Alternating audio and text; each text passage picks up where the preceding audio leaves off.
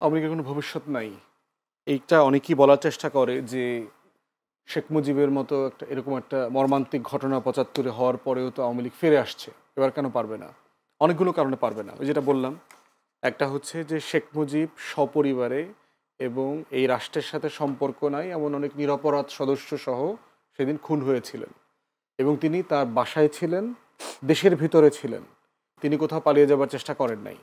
অতএব এই জিনিসটা যেভাবে একটা তো ক্ষোভের জায়গা ছিল, মানুষ খুশি হয়েছে, ট্যাঙ্কে নৃত্য করেছে, জাসদ টাসদ, আমি যদি এই আলোচনার বাইরে যেটা বলছি, মানুষ তো এটাকে একটা নিরপরাধ অনেক সদস্যের খুন আকারেও দেখেছে। অতএব সেই জায়গায় যে ন্যূনতম সমবেদনার জায়গা ছিল, সহানুভূতির জায়গাটা ছিল, সেটা রিগেইন করা গেছে, সেটা আবার ফিরে পাওয়া গেছে। দ্বিতীয়ত হচ্ছে যেটা শেখ হাসিনার ক্ষেত্রে প্রযোজ্য না, তিনি পালিয়েছে, সচেতনভাবে পালিয়েছে এবং দিল্লিতে পালিয়ে গেছে। দ্বিতীয়ত হচ্ছে যে আপনার স্বাধীনতা যুদ্ধের পরে শেখ মুজিব এবং আওয়ামী লীগের প্রতি দেশের মানুষের প্রতি কিন্তু একটা শ্রদ্ধা ভালোবাসার একটা জায়গা অবশিষ্ট ছিল এত অন্যায়ের পরেও।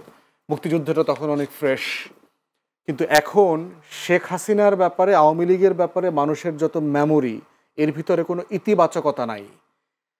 থার্ড হচ্ছে শেখ মুজিবের পুরো আমলের সময়টা কিন্তু অ্যানালগ জমানা ছিল। আপনার গণকণ্ঠের পত্রিকা, হক কথা, মাওলানা ভাসানীর পত্রিকা, জাসদের পত্রিকা, কোনো কোনো দিন পুলিশ গিয়ে পুরো পাবলিকেশন থেকে সকালবেলা পোড়ায় দিত। সারা দেশের মানুষ কিচ্ছু জানতো না যে আজকে সরকার বিরোধী কি কি বক্তব্য কে কোথায় দিয়েছে। কিন্তু আজকে এমন একটা জমানায় আমরা বাস করছি, আজ থেকে ১০০ বছর পরেও জুলাই আগস্ট যখন আসবে, লক্ষ লক্ষ ভিডিও আপনার ফেসবুকে, ইউটিউবে পপ আপ করবে। আপনি দেখবেন সেদিন কি হয়েছে, লাইভ দেখেছে মানুষ, গণহত্যা লাইভ দেখেছে। আর জাসদের উপরে যে গণহত্যা, গুম খুন হয়েছে, তার কোনো লাইভ ভিডিও নাই। অতএব মেমোরির এমন একটা জায়গা, স্মৃতির এমন একটা জায়গায় ইনভলভ হয়ে আছে, যেটা বাংলাদেশের তরুণরা আগামী ৪০-৫০ বছর পর্যন্ত মনে রাখবে। কারণ ৮, ৯, ১০, ১২ বছরের ছেলেমেয়েরা পর্যন্ত রাস্তায় ছিল। এই যে স্মৃতি, এই স্মৃতিটা আপনার হারিয়ে যাবার সুযোগ নাই। এরপরে একটু নির্বাচনের দিকে আসি, আমি যাচ্ছি আর শেষ করে ফেলি। শেখ মুজিবের পরিবারের সদস্য ছিল এমন লোক যারা রাজনীতি সচেতন ছিল এবং রাজনীতির হাল ধরতে পেরেছে। ধরেন হাসিনা ইডেন কলেজে ছাত্রলীগের রাজনীতি করেছে, বাবাকে সারাদিন দেখেছে পলিটিক্স করতে। রেহানা, শেখ জামাল, কামাল, এই পরিবারের সদস্যরা ছিল যারা বাংলাদেশের সমাজ, রাষ্ট্র, রাজনীতি সব কিছুর সাথে ওতপ্রোতভাবে জড়িত ছিল। আজকের শেখ হাসিনা এবং শেখ রেহানার পরিবারের কেউ বাংলাদেশের নারী নক্ষত্রের সাথে জড়িত না, ভালো বাংলা পর্যন্ত জানে না, সবাই বিদেশি নাগরিক, সবার ঘরে বিদেশি বউ বাচ্চা আছে।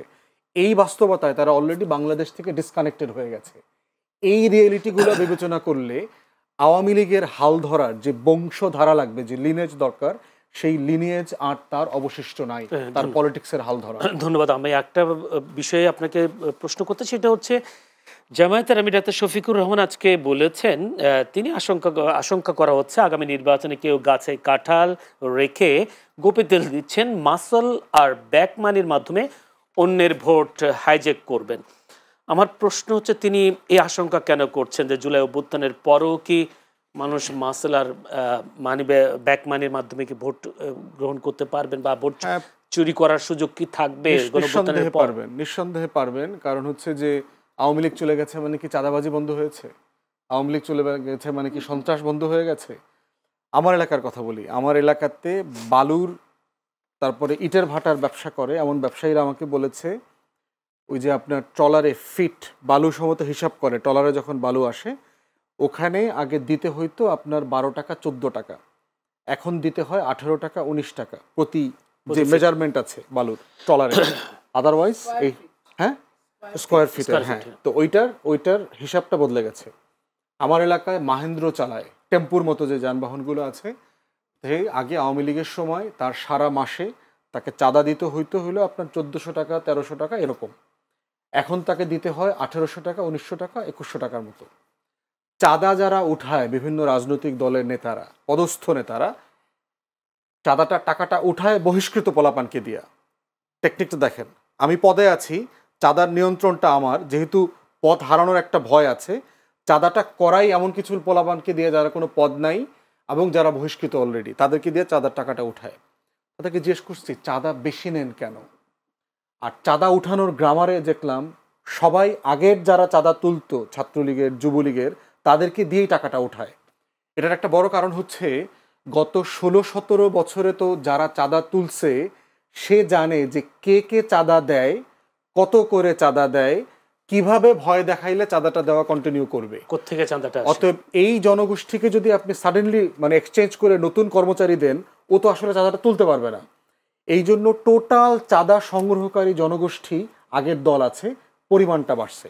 পরিমাণটা বাড়ছে কেন জিজ্ঞেস করলাম, দ্বিতীয় প্রধান কারণ বলছে যে আমাকে তো খরচপাতি চালাইতে হয়, আগে যারা ছাত্রলীগে চাঁদা তুলতো ওদেরকে তো টাকা দিতে হচ্ছে, এখন আমারও তো পোলাপান আছে, আমার পোলাপান পালার জন্য টাকা লাগে, আমার কিছু লাগে। আর যার কাছ থেকে চাঁদাবাজির এই ব্যবসাটা সে টেক ওভার করছে সে এখন কলকাতায় আছে, সে এখন মালয়েশিয়াতে আছে, তার আবার খরচ পাঠাইতে হয়। এই কারণে এখন এই যে 14 টাকাটা 19 টাকায় চলে গেছে, তারপরে 1300-1400 টাকাটা 1800-1900 টাকায় চলে গেছে। টাকাটা 500 টাকা। অতএব এই গণ অভ্যুত্থানে চাঁদাবাজি তো বন্ধ হয়নি, সন্ত্রাস বন্ধ হয়নি। আমার সামনে আমি বিএনপির 2 গ্রুপের রামদা মিছিল দেখেছি, ভয়ঙ্করভাবে দেখেছি। এক গ্রুপ আরব গ্রুপকে আওয়ামী লীগের থেকেও বেশি ঘৃণা করে, মানে একই রাজনৈতিক দল করে, এবং এটা তো শুধু এক অঞ্চলে না, এটা মনিয়াপা রাজনীতি করেন, বিভিন্ন অঞ্চলে এটা হচ্ছে।